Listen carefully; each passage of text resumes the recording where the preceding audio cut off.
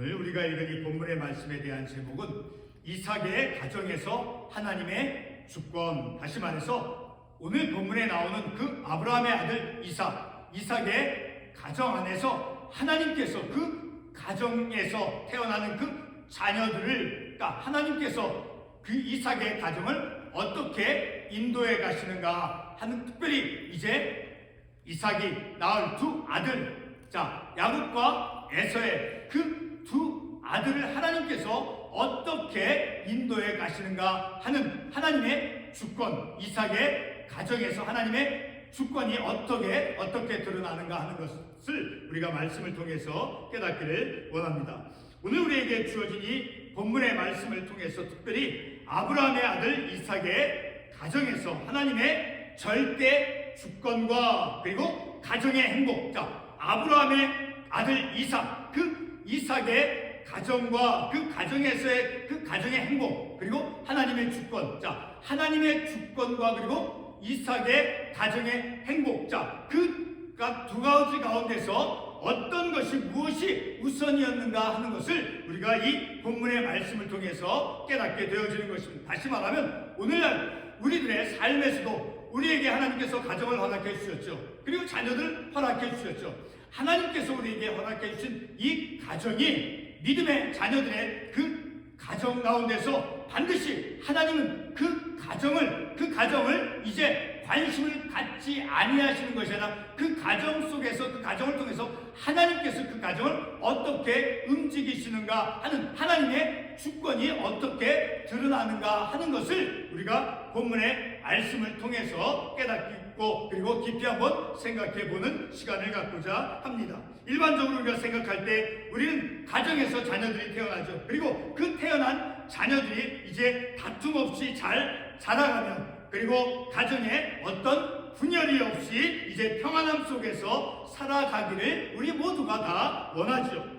오늘 본문 우리가 읽었던 11절과 특별히 21절의 말씀을 보게 되면, 11절의 말씀을 보면 아브라함이 죽은 후에 하나님이 그의 아들 이삭에게 복을 주셨고, 그러니까 아버지 아브라함이 죽은 후에 아들 이삭이 그가 하나님의 복을 받는 그러한 체험을 하죠. 그리고 본문 21절 말씀에서도 보게 되면 이제 이삭이 그의 아내가 임신하지 못하고 있을 때 이제 이삭이 하나님께 간구하여서 그 하나님께 간구한 그 기도를 하나님께서 들어주셔서 그의 아내가 아이를 갖게 되어지는 그런 하나님의 축복을 이 이삭이 경험을 하는 것을 우리가 말씀을 통해서 알 수 있죠. 다시 말해서 이 이삭이 아버지 아브라함이 죽은 후에 하나님의 그 축복을 경험하고, 그리고 아내 리브가가 이제 아이를 낳지 못했을 때 이삭이 하나님께 간구하여서 이제 그의 아내가 아이를 갖게 되어지는 그러한 축복을 경험하게 되는 것을 우리가 본문의 말씀을 통해서 볼 수 있죠. 뿐만 아니라 이삭 자신이 이제 하나님께 제물로 드리는 그러한 상황에서 하나님께서는 이삭 대신에 순양을 제물로 준비해 준 그러한 체험을 그가 하였죠. 어린 시절 이삭과 그리고 장성하여서 자녀를 낳기까지 이삭과 그의 가정은 하나님의 축복과 은혜를 경험하며 이어져 왔습니다. 성도 여러분, 본문 우리가 읽었던 11절 말씀과 그리고 반복해서 보았지만 21절까지의 그 말씀, 본문 11절과 그리고 21절까지 그 본문의 내용, 그 과정 속에서의 그 이삭의 삶과 그리고 이삭의 가정에는 어떠한 어려움도 없었다라는 것을 알 수 있죠. 어쩌면 우리는 이삭의 이와 같은 그런 어려움이 없는 그런 가정의 모습이 우리의 가정에서도 이어지기를 희망할지 모릅니다. 이삭은 하나님께 선택받은 사람이죠. 선택받은 이삭의 가정을 하나님께서는 간섭하고 있었음을 우리가 말씀을 통해서, 특별히 우리가 읽었던 23절의 말씀을 통해서 알 수 있죠.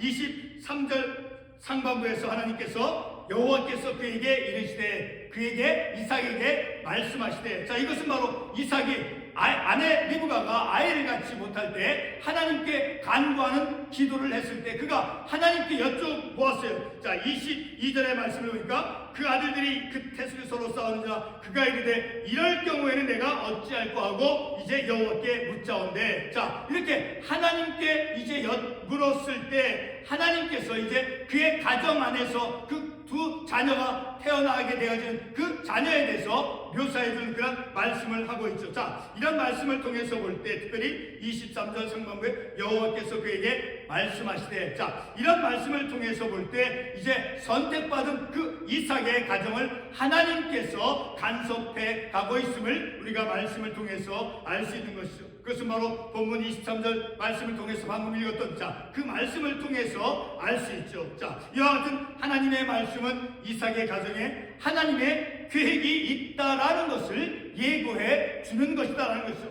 자, 이렇게 여호와께서 그에게 이르시되 라고 하면서, 자, 그의 가정 안에서 태어나게 될 그 자녀의 모습에 대해서 하나님께서 말씀해 주신 것은 바로 하나님의 계획이 이삭의 가정에 이미 하나님의 계획이 있다라는 것을 우리가 이 말씀을 통해서 알 수 있다라는 것이죠. 자, 한 가정에서 이제 장남으로 태어난 자가 동생을 섬긴다는 것은 바로 보통 사람의 기대와 권리 주장을 뛰어넘는 것이죠. 보통 우리가 일반적으로 생각할 때 장남이 동생을 이제 돌보는, 장남이 서열 첫 번째이죠. 자, 근데 오늘 본문의 말씀에서 보게 되면 이제 이 장남이 바로 이 차남을 바로 큰 자가 어린 자를 섬길 것이다 라고 말씀하고 있는 것을 통해서 볼 때 우리 어떤 일반적인 가정에서 있는 어떤 질서 서열자 그런 것을 뛰어넘는 그런 말씀을 우리 하나님께서 23절에서 말씀해 주고 있는 것이죠.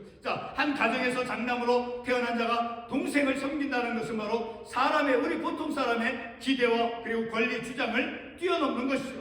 다시 말해 하나님의 택하심 앞에서는 어느 누구도 자기의 권리를 주장할 수 없다라는 것을 이 말씀을 통해서 알 수 있게 되어지는 것이죠. 다시 말해서 하나님의 선택을 우리가 바꿀 수 없다라는 것이죠. 자, 하나님께서 23절에서 큰 자가 어린 자를 섬기리라 라고 한 이 말씀은 우리 사람들이 그것을 하나님의 계획을 바꿀 수가 없다라는 것이죠. 바로 하나님의 주권이 임했다라는 것을 우리가 이 말씀을 통해서 알 수 있게 되어지는 것이죠.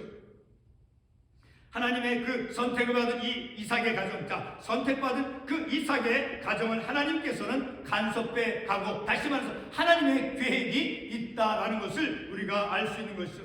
이것은 바로 조금 전에 읽었던 23절의 그 말씀을 통해서 분명히 우리가 알 수 있죠. 자, 그 이삭의 두 아들 가운데 큰 자가 작은 자를 섬길 것이라고 하는 그런 말씀을 하나님께서 이삭에게 말씀해 주고 있죠.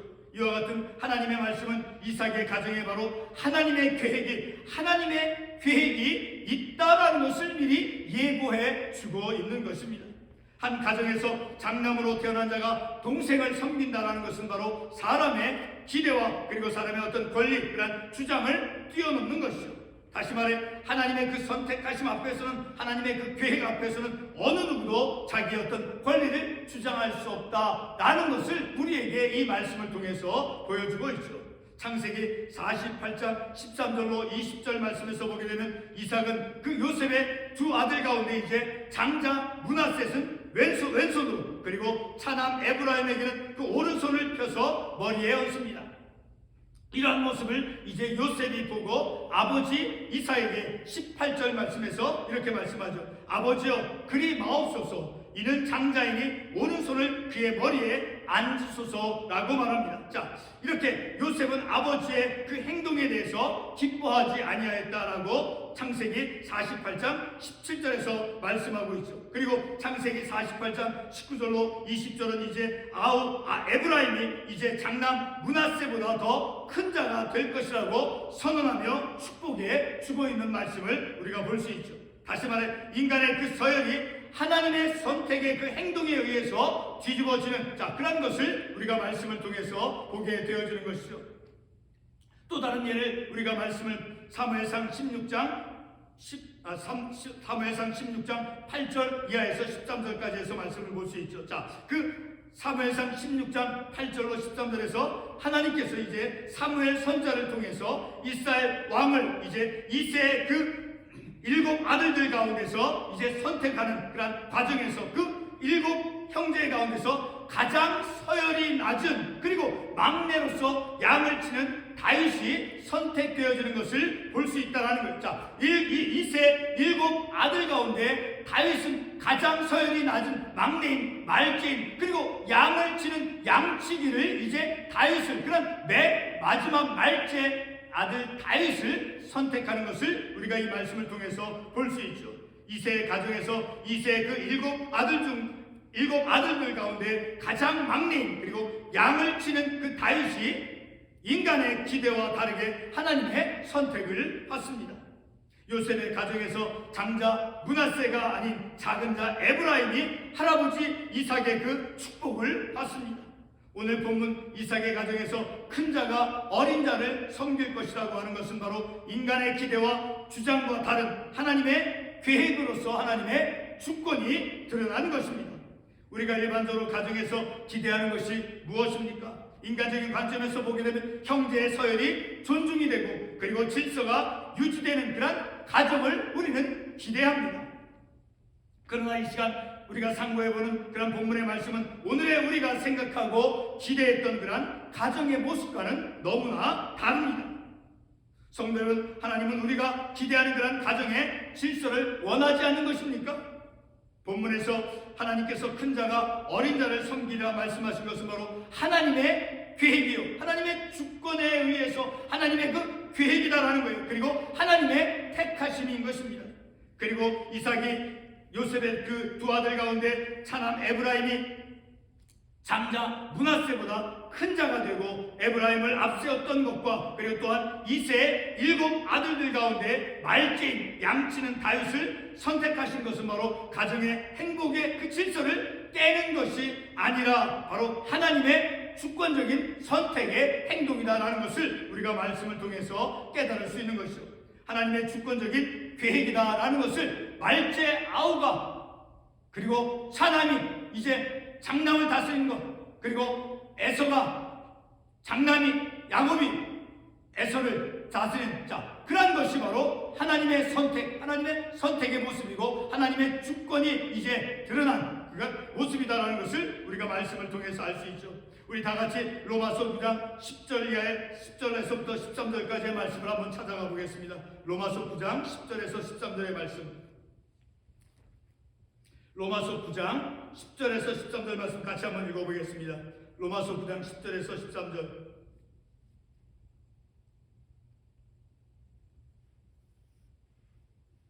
(11절) 말씀부터 10절부터 한번 읽어보겠습니다. 그뿐 아니라 또한 리브가 우리 조상 이삭 한 사람으로 말미암아 임신하는데 그 자식들이 아직 나지도 아니하고 무슨 선이나 악을 행하지 아니한때 택하심을 따라되는 하나님의 뜻이 행위로 말미암지 않고 오직 부르시는 이로 말미암아 서게 하려 하사. 자, 13절 말씀. 기록된 바 내가 야곱은 사랑하고 에서는 미워했다 하심과 같으니라. 자, 하나님의 그 택하심은 오늘 우리가 읽어보았던 그 이삭의 두 아들 그리고 이제 요셉의 두 아들, 자, 그 서열 하나님께서 선택하신 것 바로 하나님의 주권적인 모습이다라는 것을 우리가 말씀을 통해서 보며 그리고 특별히 우리가 방금 읽었던 로마서 9장 11절 말씀, 그 자식들이 아직 나지도 아니하고 무슨 선이나 악을 행하지 아니한 때에 그 하나님의 그 주권적인 선택하심이 그 택하심을 따라되는 하나님의 뜻이 바로 그들의 행위로 기인된 것이 아니라 바로 하나님의 뜻이 행위로 말미암지 않고 오직 부르시는 이로 말미암아 서게 하면서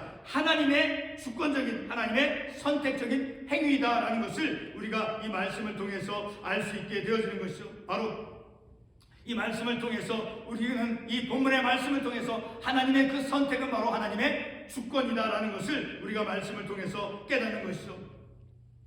오늘 우리 이 말씀을 통해서 본문에 나오는 그 에서가 이제 어떤 선택받지 못한 것은 바로 그가 못나서가 아니며 그리고 야곱이 선택된 것은 그가 특별해서도 아니며 그리고 에브라임이 이제 총명해서 선택받은 것이 아니며 그리고 다윗이 똑똑해서 그가 선택받은 것이 아닙니다. 오늘 우리가 읽었던 로마서 9장 11절의 말씀에 따르면 11절 말씀 그대로 자 택하심을 따라되는 하나님의 뜻이 행위로 말미암지 않고 그들의 행위 선택받은 자가 다윗이 총명하고 똑똑해서가 선택받은 것이고, 그리고 에서는 그가 총명치 아니함으로 선택받지 못한 것이 아니라 바로 하나님의 뜻이 그들의 행위로 있지 아니하고 오직 부르시는 이로 말미암아 되어진 것이다 라고 말씀하고 있는 것이니까 하나님의 주권적인 선택이다라는 것을 우리가 이 말씀을 통해서 알 수 있는 것이죠.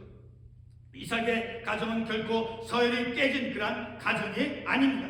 이삭의 가정에는 바로 야곱의 선택을 통한 하나님의 그 구원 계획이 있는 가정이다라는 것을 우리가 이 말씀을 통해서 알 수 있는 것이죠. 우리 결론적인 말씀으로 로마서 9장 14절에서부터 16절의 말씀을 같이 한번 읽어보겠습니다. 로마서 9장 14절로 16절까지 말씀 함께 읽겠습니다. 그런즉 우리가 무슨 말을 하리요? 하나님께 불의가 있느냐? 그럴 수 없느니라. 모세에게 이르시되 내가 긍휼히 여길 자를 긍휼히 여기고 불쌍히 여길 자를 불쌍히 여기리라 하셨으니, 그런즉 원하는 자로 말미암도 아니요 다른 막질하는 자로 말미암도 아니요 오직 긍휼히 여기시는 하나님으로 말미암니다. 자, 선택을 받은 것은 바로 하나님의 그 자유로운 선택적인 행동이다. 하나님의 주권에 의해서 바로 하나님께서는 긍휼히 여길 자를 하나님께서 긍휼히 여기신다라고 말씀하고 있는 것이죠. 자, 우리 믿음의 가정은 바로 하나님의 주권이 주장하는 그러한 가정입니다. 하나님의 계획이 있는 가정, 그리고 하나님의 선택이 이제 작용하는 그런 믿음의 가정이다라는 것을 우리가 말씀을 통해서 알 수 있는 것이죠.